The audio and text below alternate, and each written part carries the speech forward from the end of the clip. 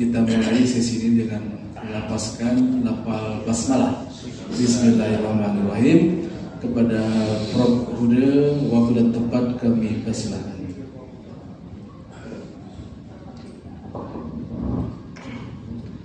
Bismillahirrahmanirrahim. Assalamualaikum warahmatullahi wabarakatuh. Innal hamdalillah wassalatu wassalamu ala Rasulillah Sayyidina Muhammad ibn Abdillah wa ala alihi wa sahbihi wa man tabi'a huda. Subhanaka la ilma lana illa ma 'allamtana innaka antal alimul hakim. Terima kasih moderator, Bapak-bapak, ibu-ibu nggak ada ya, karena penghulu ya bapak-bapak semua ini. Alhamdulillah. Saya baru saja tiba di hotel dari Jakarta, jadi belum sempat ganti baju. Tidak apa-apa karena memang sudah diminta untuk mengisi malam ini.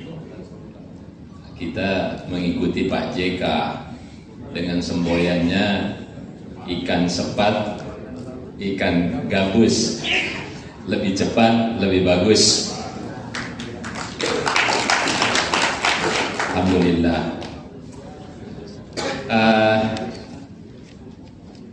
Saya juga orang sini, ya, lahir di Bone, tetapi orang tua tinggal di Sopeng. Jadi bisa bahasa Bugis lah, gitu. Insya Allah.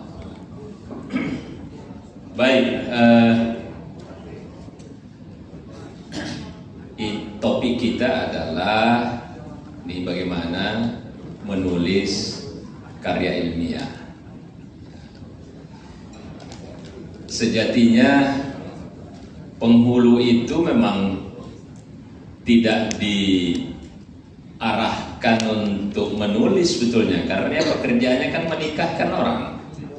Ya, tetapi, nah ada tetapinya ini. Tetapi banyak hal yang terjadi di daerah tidak diketahui oleh khalayak hanya gara-gara kita tidak menyebarluaskan tulisan itu.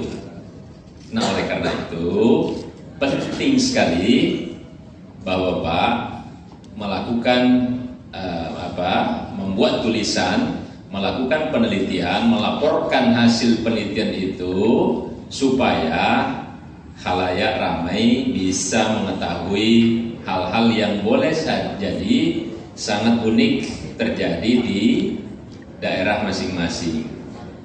Saya dari karya ilmiah itu juga banyak sekali pengetahuan yang saya peroleh. Ya. Nah, itu nanti akan menjadi catatan untuk para penentu kebijakan bahwa ada hal-hal yang mesti kita perhatikan yang terjadi di negeri kita, yang andai kata tidak ada yang melakukan penelitian dan menulis itu, boleh jadi tidak diketahui dengan baik. Nah, oleh karena itu disyaratkanlah adanya karya tulis. Jangan kemudian hanya berkutat dengan kesibukan sehari-hari dari satu tempat ke tempat lain hanya sekedar menikahkan. Mesti juga ada pengembangan diri melalui karya tulis itu. Dan punya saya yang kecil. Ya udah, nggak apa-apa.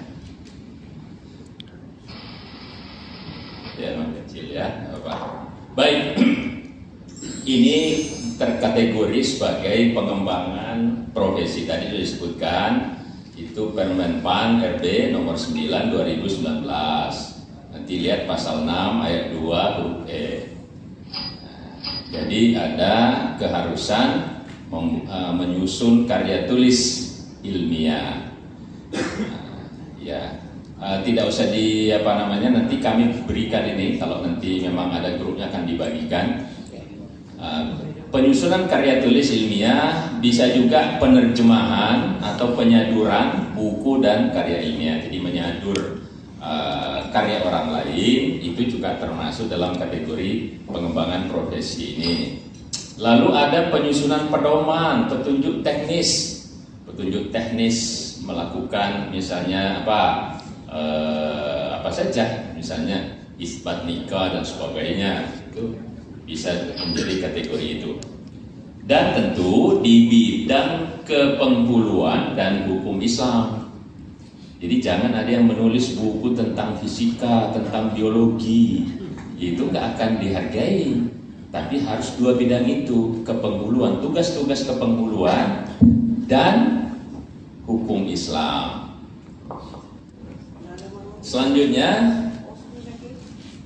ini bentuk karya ilmiah. Apa saja bentuk karya ilmiah itu di bidang kepenghuluan dan hukum Islam? Yang pertama, ada buku. Tapi nanti kita akan jelaskan tuh, ada kriteria, tidak semua buku itu masuk, berapa jumlah halamannya, apa kriterianya sehingga bisa dihargai. Nanti kita lihat. Yang kedua, modul. Modul itu biasanya kayak diktat itu kalau ada pertemuan-pertemuan secara terpisah-pisah, itu disebut dengan modul atau diktat. Ya, jadi diktat. Kalau modul itu lebih lengkap dibandingkan diktat. Lalu ada makalah, paper, ya, membuat makalah, tulisan ilmiah, tulisan itu semua terkategori sebagai karya ilmiah. Artikel, menulis di koran, di majalah, di jurnal, itu masuk dalam artikel. Terjemah, ya, saduran. Jadi menerjemahkan ada kitab misalnya, tidak usahlah yang besar-besar, tafsir Ibnu Katsir. Atau kalau itu kan tafsir ya. Kalau yang yang fikih kan banyak juga itu. Muhazzab diterjemahkan. Nah, itu termasuk dalam kategori karya ilmiah. Ya. Nah, baik, terima kasih Mas, sudah. Ciri karya ilmiah, kita lihat dulu ciri karya ilmiah. Ya, yang pertama itu logis. Apa yang disebut logis? Benar menurut penalaran, dia masuk akal. Nah, jadi kalau misalnya ada yang menulis buku tentang jampi-jampi, nah itu tidak masuk itu. Ya, mujarrabat, dia mesti logis. Logika berpikirnya itu jalan, masuk di akal. Jadi nanti ada yang menulis lagi hukum memelihara parakang. Nah, itu repot nanti itu kan. Nah, ini kalau bukan orang Bugis nggak paham Pak. Nah, jadi yang mesti yang masuk akal gitu ya. Nah, kalau yang cerita-cerita yang tidak jelas itu tidak masuk dalam kategori ini. Ya, mesti sistematis, teratur menurut aturan pola tahapan. Ini ada pendahuluan, ada pembahasan, ada landasan teorinya, kemudian ada kesimpulannya, ada daftar bacaannya. Karya ilmiah yang bagus itu kalau daftar bacaannya banyak. Jadi semakin banyak daftar bacaannya yang dikutip punya orang, semakin baik. Artinya bahwa Bapak memang membaca buku yang menjadi landasan tulisan itu. Tapi tidak boleh di daftar bacaannya itu banyak, yang dikutip sedikit, nggak boleh itu. Haram hukumnya itu. Ya, dalam dunia akademik. Jadi mesti dikutip. Buku yang dicantumkan di daftar bacaan memang dikutip di dalam isi, meskipun hanya sekali. Tidak soal. Ya. Jadi kadang-kala misalnya Bapak ya mengutip nih ayat, mau mengutip dari tafsir. Nah, misalnya tafsir Al-Maraghi, kutip. Supaya bukunya banyak, tambah lagi.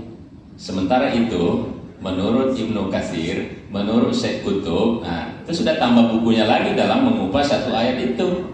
Jadi ada teknik-teknik yang bisa digunakan untuk menambah bobot buku itu. Objektif mengenai keadaan sebenarnya, tidak bias.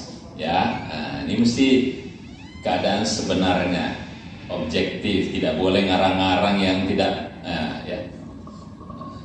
Ini lagi heboh soal tembak menembak ini, itu mesti objektif itu, seperti apa itu sebenarnya, nggak boleh ngarang-ngarang.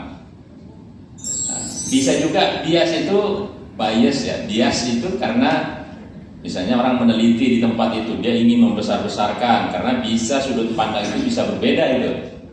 Nah, tergantung dari subjektivitas. Kalau subjektivitas yang menonjol itu menjadi tidak bagus. Dia lengkap, tidak ada yang tercecer, hilang atau kurang. Jadi kalau cerita tentang satu objek itu dia mesti lengkap. Jadi kalau mengutip, kalimatnya harus lengkap, bagian-bagian mana yang dikutip dan seterusnya mesti seperti itu. Lugas, apa yang disebut lugas? Singkat, padat, tidak bertele-tele. Jadi kalau tulisan akademik itu, tulisan ilmiah, dia tidak banyak anak-anak kalimatnya itu. Sering kali orang nulis, sebagaimana kita ketahui, nah itu nggak perlu itu, ya, nggak perlu yang model-model begitu itu. Mau dengan demikian, dengan perkataan lain, bla bla bla, itu dia singkat-singkat. SPO ya, ada subjek, ada predikat, ada objek, minimal SP. Kalau membuat satu paragraf itu satu ide pokok. Jadi kalau orang membuat paragraf itu bukan, kayaknya udah panjang nih, bikin paragraf baru lagi, enggak begitu. Satu ide pokok, satu paragraf. Jadi kalau saya mau cerita hotel ini, saya mau cerita tentang lokasinya, kemudian harganya. Lokasi dan harga itu dua ide utama. Jadi ketika saya akan menceritakan tentang lokasi hotel ini, The Rindra Hotel misalnya, saya cerita berada di Tanjung Bunga dulu, daerah ini rawa-rawa, lalu ditimbun, lalu ini terus cerita begitu. Ketika saya mau bicara harga, kan tidak bicara lagi tentang lokasi, maka saya pindah paragraf. Ketika saya masih bicara soal harga, membandingkan dengan hotel-hotel yang lain di sekitar ini, itu masih satu paragraf karena masih soal harga. Tapi ketika saya pindah lagi nanti soal misalnya siapa saja yang nginap di tempat ini rata-rata, maka saya pindah paragraf karena idenya udah pindah. Nah gitu kira-kira. Jadi jangan ada yang masih, apalagi ada yang nulis nih paragraf baru ditulisnya maka, nah nggak bisa itu, karena maka itu jawab syarat, mesti satu gandeng dan dia tidak boleh berada di awal kalimat. Saksama, teliti, cermat, nggak boleh ada yang salah. Kalau bisa satu huruf pun nggak ada yang salah gitu ya. Bapak, saya sering memeriksa karya akademik ya, jadi sangat terbiasa tuh melihat kesalahan, dan biasanya penonton itu lebih pintar daripada pemain. Kita kalau memeriksa tulisan orang tahu tuh salahnya A, B, C, D. Tapi kalau kita yang menulis belum tentu itu. Sama dengan pemain bola, itu penonton itu lebih pintar daripada pemain bola itu. Masa begitu saja nggak bisa masuk itu, tenang kiri kanan, disuruh dia yang masuk, baru 5 menit udah ngos-ngosan gitu ya. Jadi seperti begitu. Tapi kita berusaha untuk teliti dan cermat. Jelas, gamblang, nyata, terang, denotatif. Denotatif itu lawannya konotatif ya. Jadi jangan gunakan kata-kata yang konotatif. Misalnya gini, kata-kata bau. Bau itu konotasinya pasti jelek. Jadi kalau orang bilang bau, itu pasti busuk tuh. Padahal menurut bahasa sebenarnya bau itu bisa bau busuk, bisa juga bau harum. Tapi tidak ada orang yang pakai parfum, wangi dia lewat lalu kita mengatakan kamu bau banget ya. Nggak ada. Karena konotasinya adalah, kalau orang bilang seks pasti konotasi negatif. Padahal seks itu artinya jenis kelamin. Nah jangan gunakan kata-kata yang konotatif seperti itu. Gunakan yang memang bermakna, tidak ada makna lain. Empiris, sesuai kenyataan, berdasar pada penelitian. Jadi memang bisa dialami, siapapun bisa menjelaskan itu.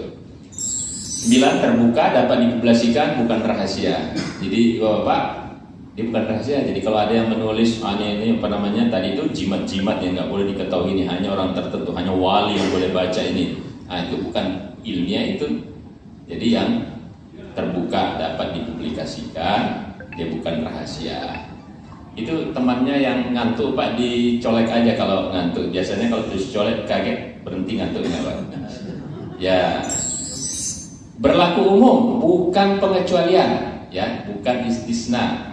Jadi dimanapun dia berlaku umum, bahwa ada hal-hal yang sifatnya unik itu kita jelaskan, ya. Nah, itu.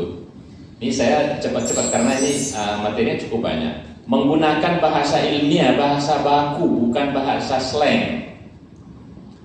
Ya, menggunakan bahasa baku, bahasa yang memang sesuai KBBI. Ya, Bapak kalau misalnya menulis ini,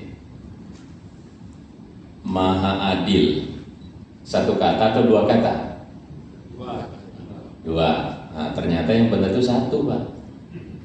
Jadi kalau Allah Maha Adil, jadi gini, kata Maha namanya bentuk terikat. Kalau dia bersambung dengan kata dasar, dia satu kata.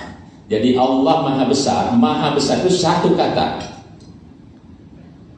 Tapi kalau ada imbuhan, dia menjadi dua kata. Maha Pengasih, dua kata.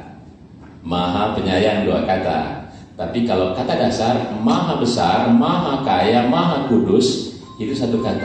Exception, ada pengecualian satu, Maha Esa. Maha Esa tetap dua kata. Kenapa?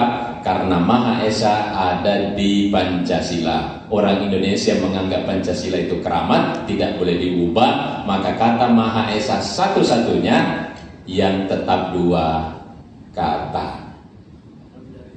Tidak ada imbuhan. Kalau tidak ada imbuhan, ya mestinya gabung. Kecuali satu, Maha Esa, karena Pancasila itu tadi ada ketuhanan yang Maha Esa, nggak boleh diubah. Jadi di mana-mana itu selalu ada istisna, ya. Babi itu haram, tapi kalau darurat, ad-daruratu tubihul mahzurat. Nah, itu istisna juga. Baik, tuntas. Selesai menyeluruh. Jadi kalau misalnya membahas tentang apa tadi, ada penelitian itu tuntas kita ceritakan. Jangan sepotong-sepotong, mesti selesai menyeluruh. Oke, baik.